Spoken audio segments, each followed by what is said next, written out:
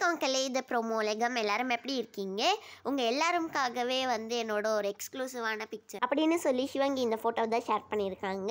அதுக்கப்புறமா Valentine's R வேலை time அப்படின்னு சொல்லியிருக்காங்க. ஏன்னா இப்போ சிவங்கி வேலைக்காக தான் அவங்க மலேசியா போயிருக்காங்க.